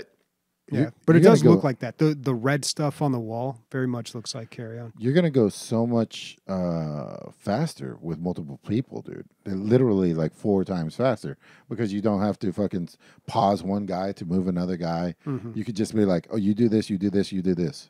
Yeah. Right?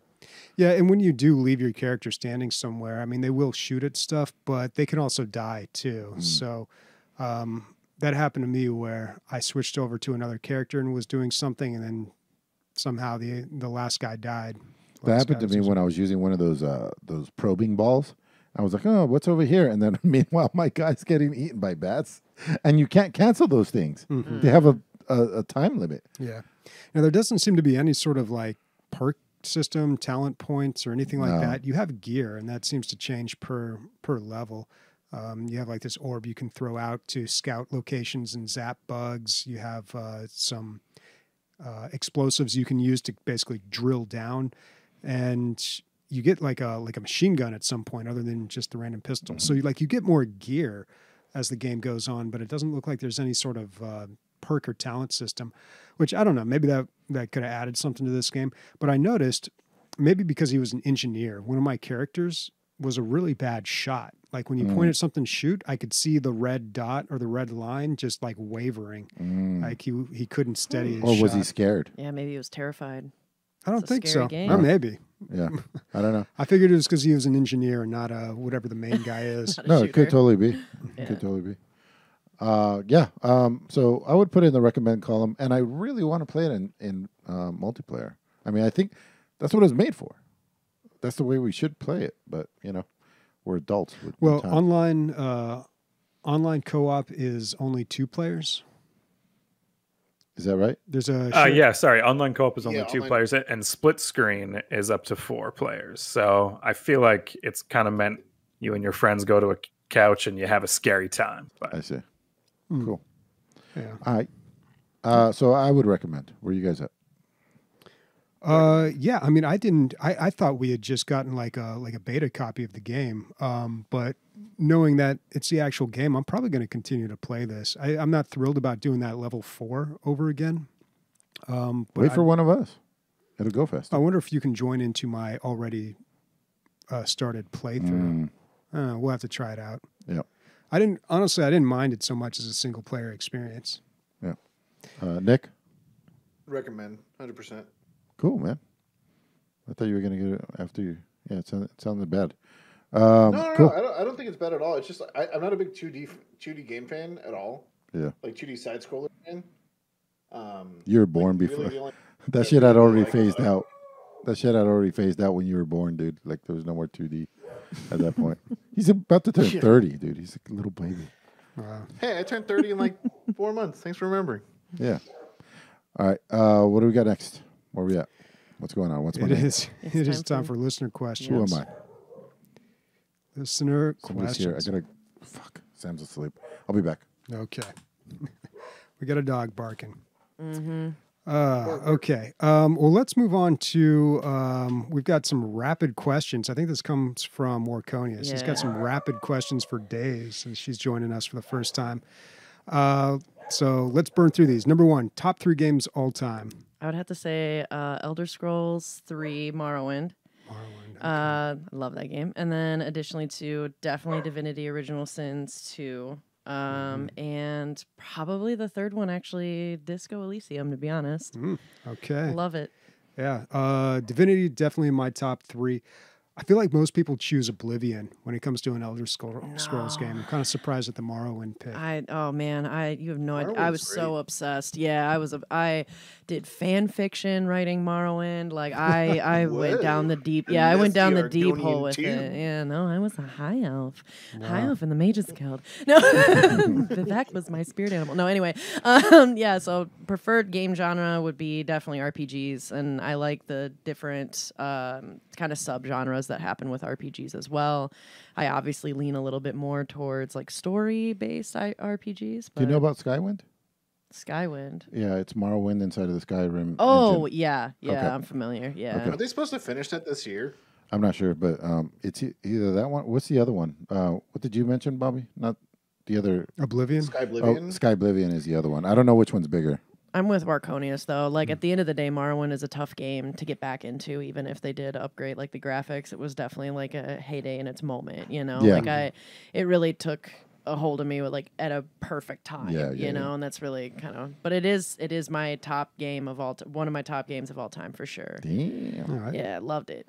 Days, So- is this your fan fiction account? Do you go by Shaz Lizion? No, dude, I wrote that shit out with pencil and paper.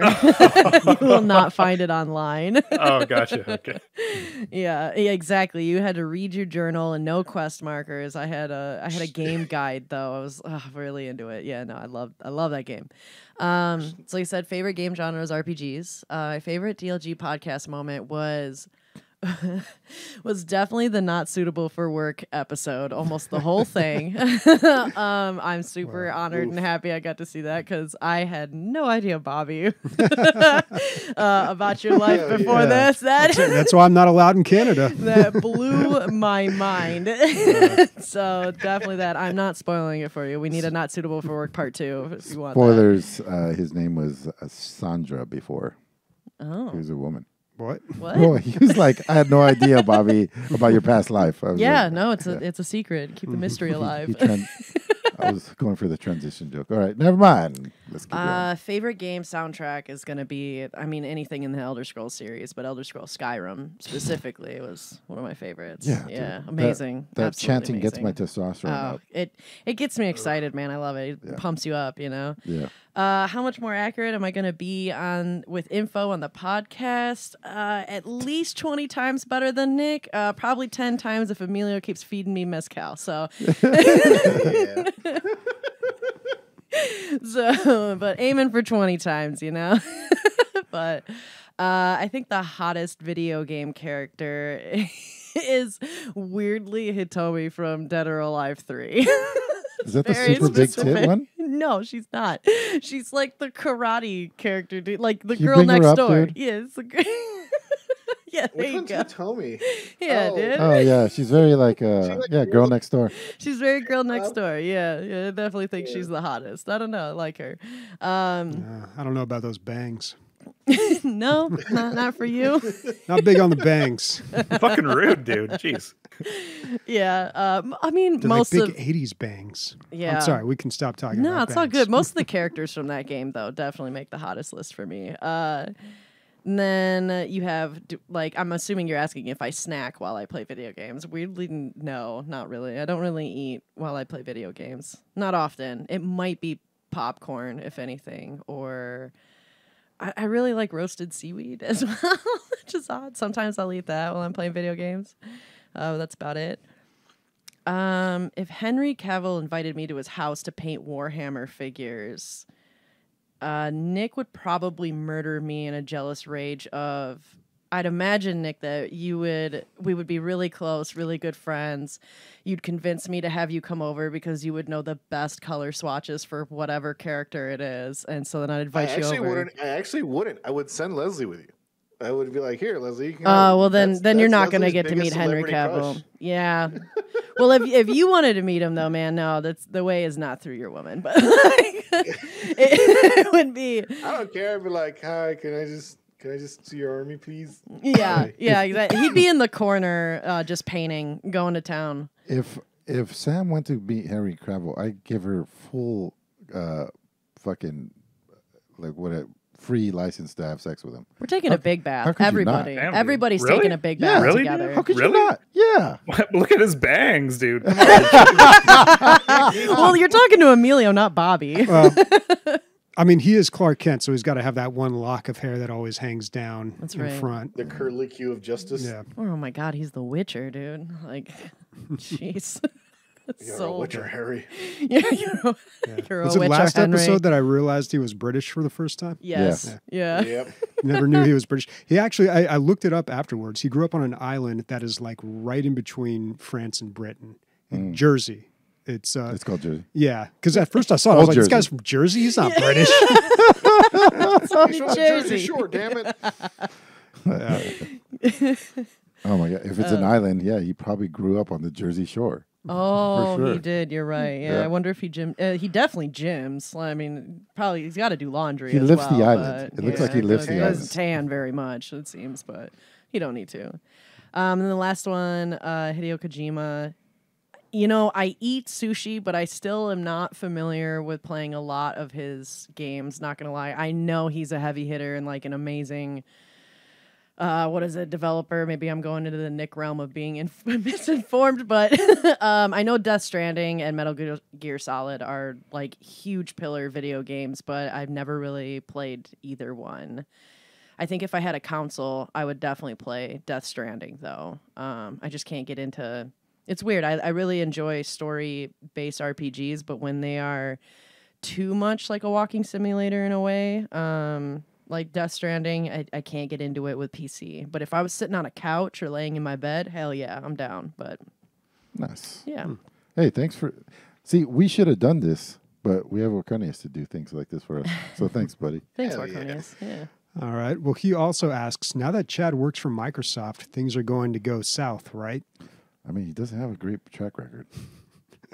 Sony did really well after he left. Blizzard did really poorly when he joined. So we'll see. Okay, Microsoft buys Activision. Do we see any other big deals in response? Any moves for EA or Take-Two? Could we see a tech giant like Amazon make a major move to secure development? I'm honestly surprised they haven't. I mean, Microsoft's just like, yeah, we're going to buy Bethesda and all these other developers. And Amazon has the money to do it, certainly, but they insist on making their own games. And they've had that one good one. But the other ones just immediately fell flat and they just cut the cord like immediately. I've never seen anyone pull the plug on a game so fast. That's what you can do with infinite money, Yeah, it's dude. pretty crazy. More acquisitions? I don't know. I mean, Amazon did buy Twitch. Yeah. Why would they Big buy a deal. development company? I read an article about that, about like it takes a time to, no pun intended, develop a development team. It takes years. It's a culture that, you know, you make one game, you make 2 games, you make 3 games. You slowly, your people are getting better at making video games. So just to throw, get a bunch of strangers together, put them together and try to get a good game out of it is nearly impossible. Look at Okay, look when at someone Amazon. going to buy us out?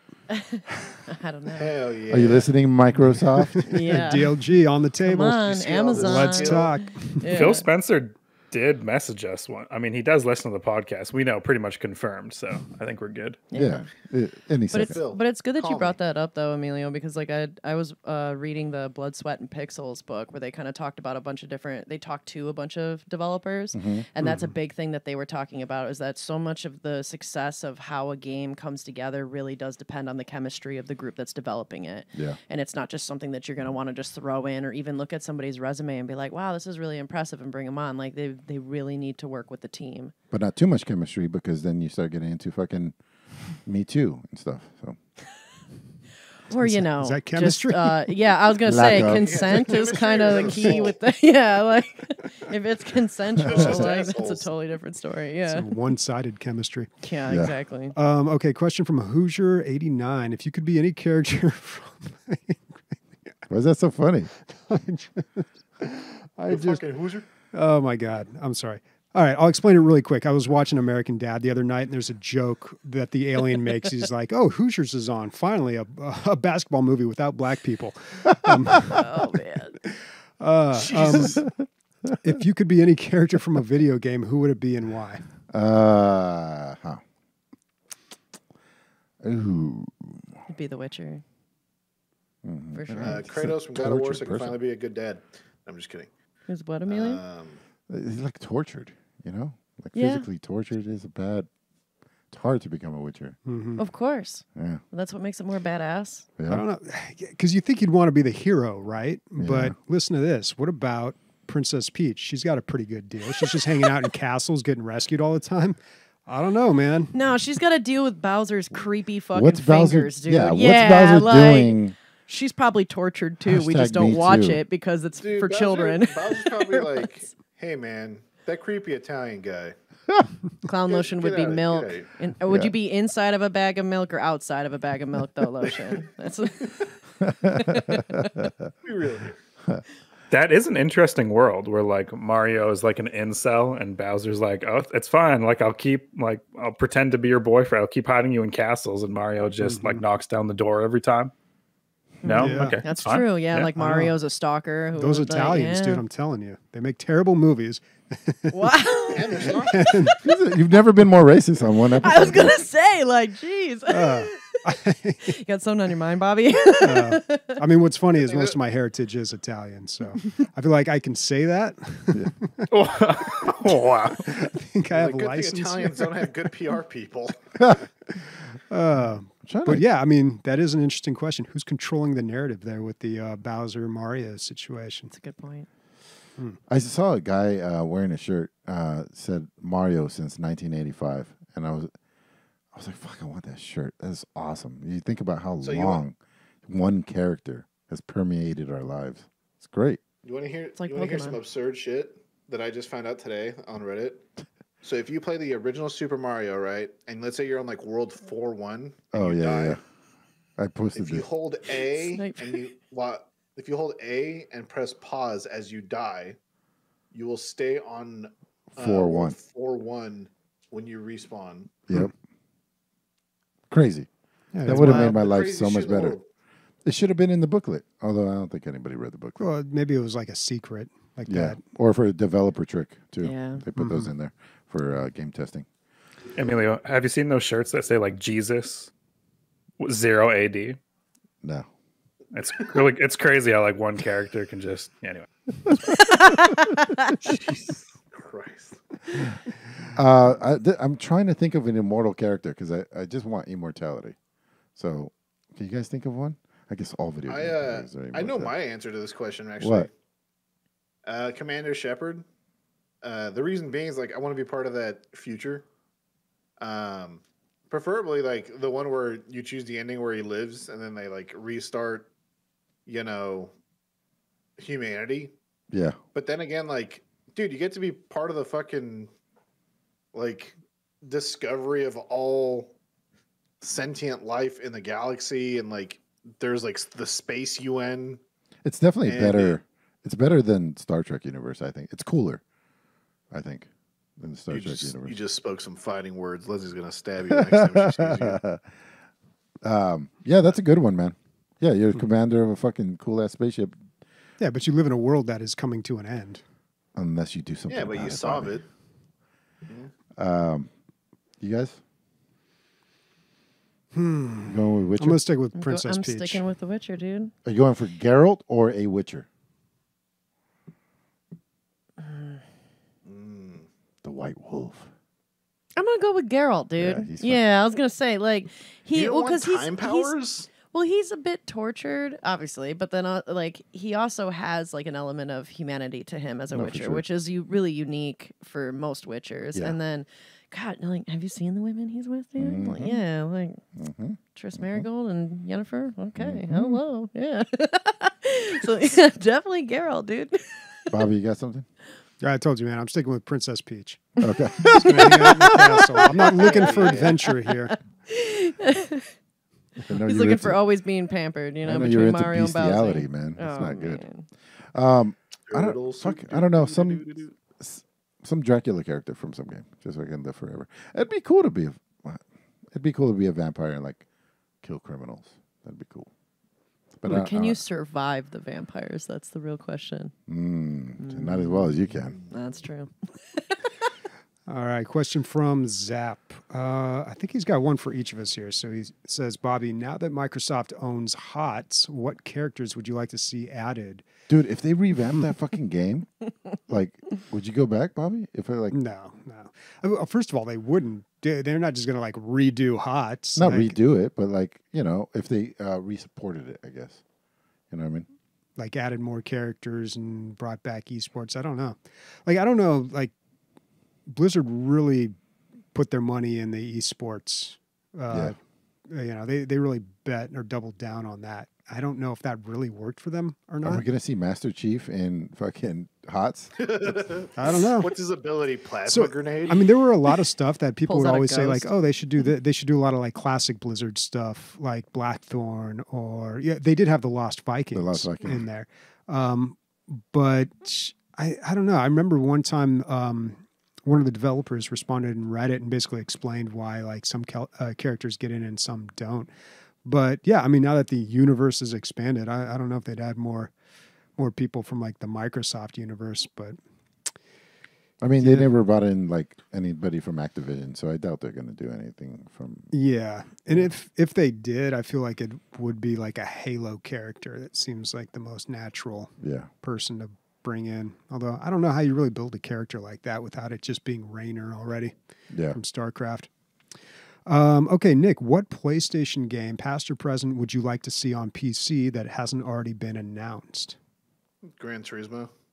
Yeah, that's a solid one. I think Forza needs to be kicked in the balls. So Yeah, Gran game of the Turismo. year. Go get kicked in the balls. Game of the year. Gran Turismo. Well, that's a realistic one, right? They're all about realism in Gran Turismo. Well, Yeah, Forza Horizons is cartoony. Forza itself, there's another series. Okay. Forza is the simulation version. Yeah. and, they ever and the make other a- thing is that Gran Turismo it's not only realistic, but the main thing about the game is the tuning. Like it's like the ultimate part of the game is that you not only can you customize your cars and customize the parts, but it's also like tuning your cars to the point where like I need acceleration around these corners. Like I can do this amount of RPM and stuff like that, and have this much torque. So Forza it has gets all pretty that. crazy. Forza has all that, Yeah. and you can upload your specs, and then other people can download your profile, and that's how I do it because I don't want to go through the nitpicking. So I'm like, I find the profile that has what I want, like fast acceleration, lower top end, or whatever it is, and just download theirs and attach it to the car, and that's free. The paint jobs, I think you have to pay that character, that player, in in-game currency, but it's negligible money. It's like a couple hundred, and you have hundreds of thousands, but it's fucking dope. So in those games, Gran Turismo and Forza, they just have a lot of high-end cars, right? Like they got the ridiculous stuff like Ferraris, but they also have like cars you would see out on the street. Yeah, but they they're have usually tons of regular souped cars. up. Yeah. But what I'm saying is, like, could you drive like an '85 Celica or something? Yeah, Like, they're in really, there. just like any old car, Yeah, minivan. and not even souped up. Yeah, there's minivans. Okay, But not even souped up. Like you can have it the original engine, and then because they're in classes, right? So that would be a D car, right? And you'll race only against other D cars, and it's a much slower race, obviously, but it doesn't make it easier because you're in the same. oh, that's pretty cool. Yeah, you can play, dude. There are shitty cars in Forza.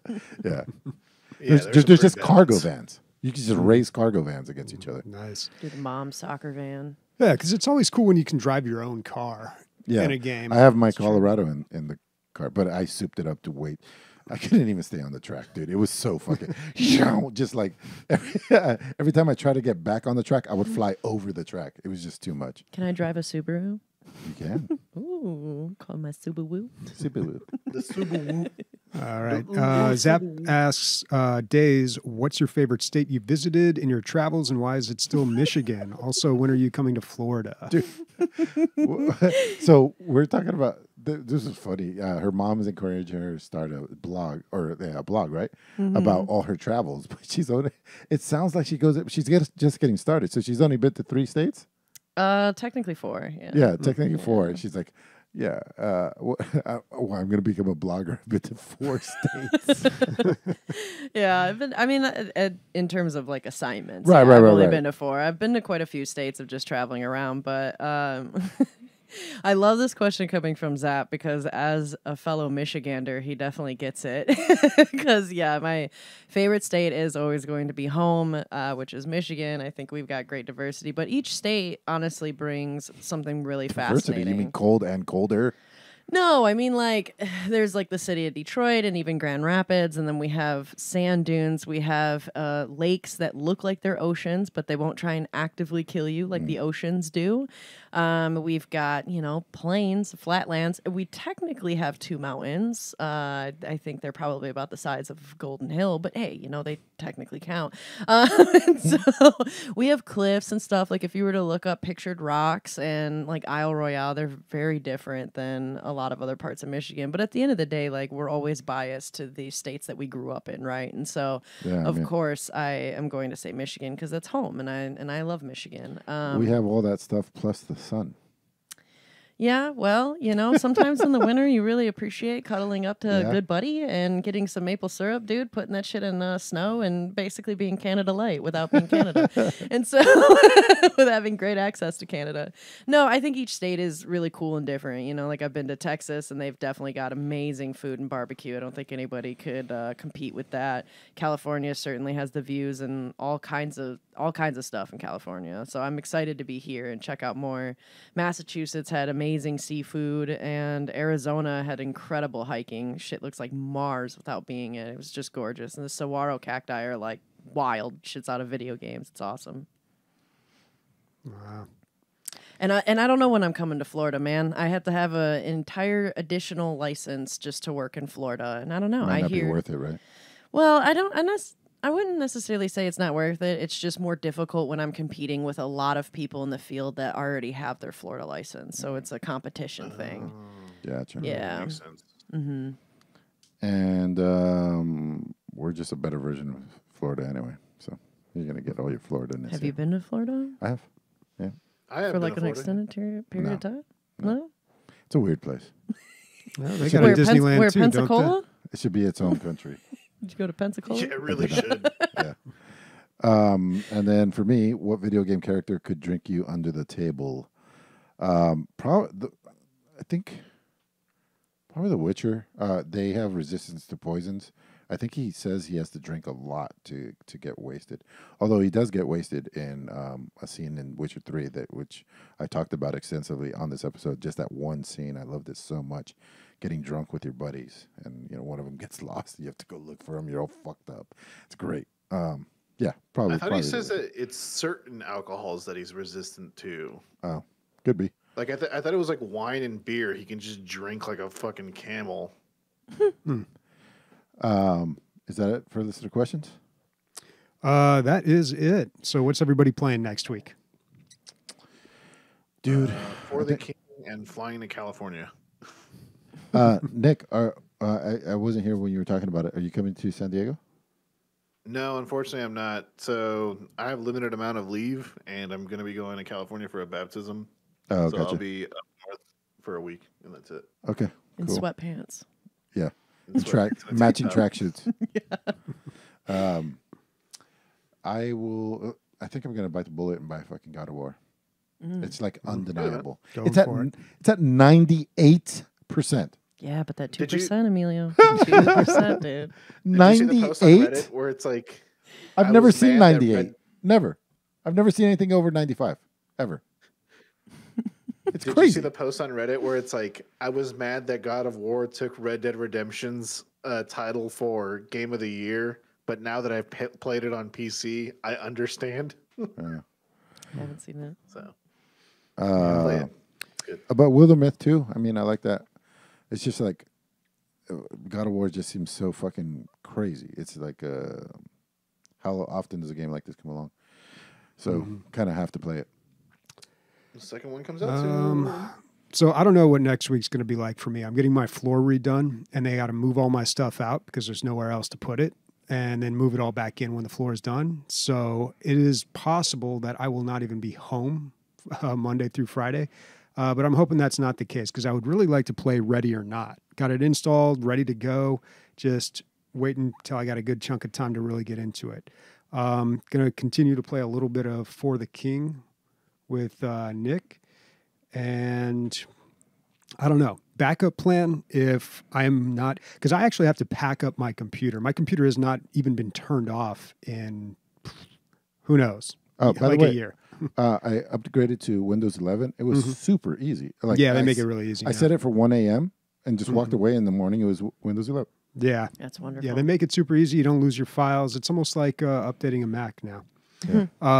But yeah, I actually have to disconnect my computer, like take everything off my desk, pack it all up somewhere in my house, and they're going to move everything out. So I mean, you could put it on your balcony and like cover I it think with the something. fridge is going to go on the balcony.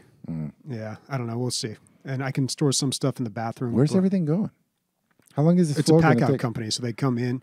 It's going to take a full day at least for the floor. Yeah, they're doing the entire floor. But anyway, this is really exciting talk, I realize. But the backup plan is if that's the case and I can't like game on my computer, I'm going to have to figure out something I can play on my Mac. So That's unfortunate. Oof. Oh, but Big don't you oops. have the premium fucking Game Pass yet? I guess you don't. no. With Maybe the you pay Xbox for it, Bobby. Cloud. Here's a crazy idea. Jesus Christ. Most games do run on Mac. Although you know what's crazy? For the King, Steam page says yes, runs on a Mac. I go to the Epic Game Store, not compatible with Macs. No idea why. Super weird. Yeah. Days? I also am wanting to play some more Ready or Not. I played a little bit of it, and I want to keep playing it, even though it makes me jump and scream. I'm super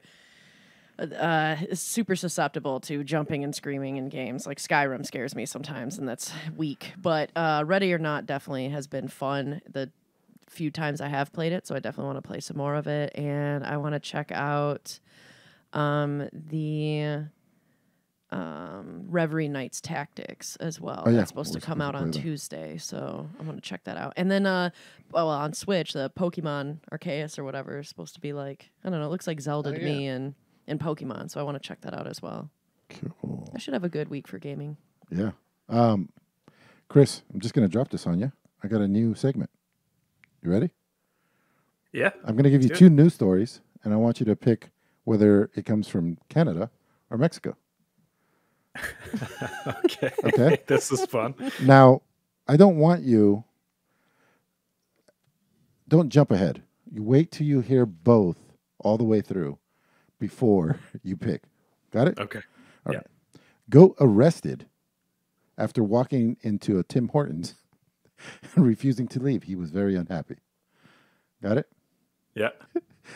And the other one is gas pipeline broken into by peasants, and one lit a cigarette, and they all exploded and died. Did they say peasants? Yeah. Villagers. Yeah. Okay. Oh, jeez. Okay. The peasants one is definitely from Canada, 100%. Is it from There's Quebec? Tim Hortons in Mexico. I mean, they're Tim in Michigan, Hortons. but I don't know. Dude, that video, it's Welcome. crazy. Bienvenidos al Tim Hortons. They're all they're all stealing gas in buckets. And some idiot walks up with lights a cigarette. It all explodes. There's a guy filming. There's a guy on fire running at the guy filming. He falls in front of him. He goes, "Ayúdame, güey, me estoy muriendo. Help me, dude, I'm dying." And he goes, "So die, dude." That's what he tells him, and keeps filming. Jesus. So muérete, güey. That's what he tells him, and he it's Mexico's fucking savage. Mexico, yeah, the people of Mexico have lost their Oh, no, I shouldn't say the people of Mexico. I'm generalizing all of them. A lot of people in Mexico have lost their humanity and empathy towards death. As weird as it sounds, because you just see it every fucking day, dude. Yeah. Oh, great. So when are we going to just like, Mexico, "Yeah, just Emilio? You just got done telling me we need to go to Tijuana, Mexico City. Yeah. Don't worry. Dude, that's you're not going to light me on fire with buckets of gas. Yeah. Anyway, if you like that segment, come back for next week. I like that segment. That was pretty good. All right. Speaking for Bobby, Days, Nick, Chris, and myself, Ready or Not Tits. Ready or Not titties. Yeehaw. Today. Yeehaw. That's some yee shit. Oh, do the thing. Oh, It's too late. Lego Star Wars. Oh, it's the Skywalker saga. I almost didn't even get the one done.